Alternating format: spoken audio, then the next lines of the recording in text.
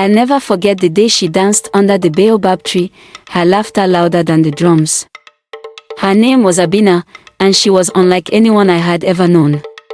In our small village, where gossip traveled faster than the wind, Abina was a storm all on her own. She was big, bigger than most women, and that was enough for the whispers to follow her wherever she went.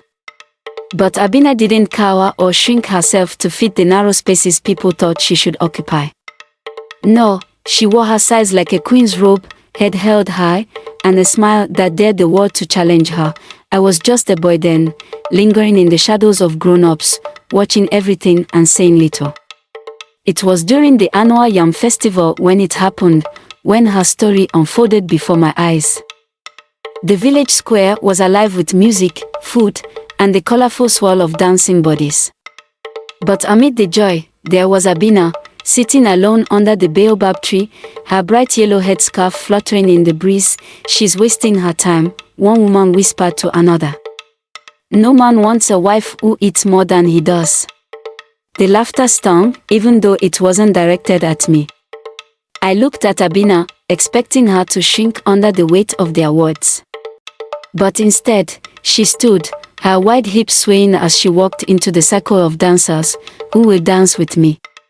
She called out, her voice ringing clear over the music. The crowd fell silent. No one moved. Cowards, she said, her lips curling into a mischievous smile. Then I'll dance alone.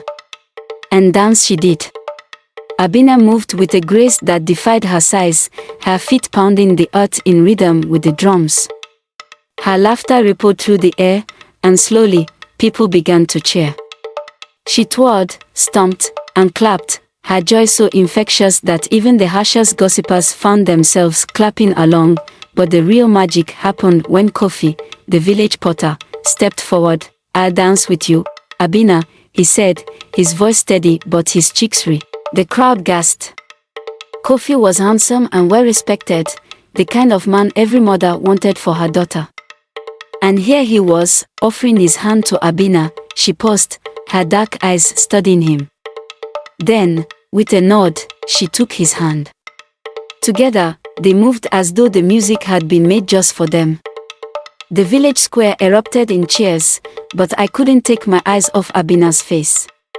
For the first time, her confidence faltered, replaced by something softer, hope. From that day on, Kofi and Abina were inseparable.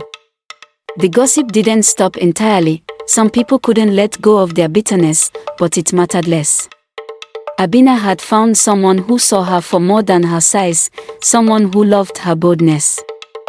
Her laughter, her spirit. Years later, when I passed their home, I'd often hear her laughter ringing out, louder than the drums, louder than the whispers. And I'd smile, remembering the day Abina danced under the baobab tree and taught a village what love truly looked like.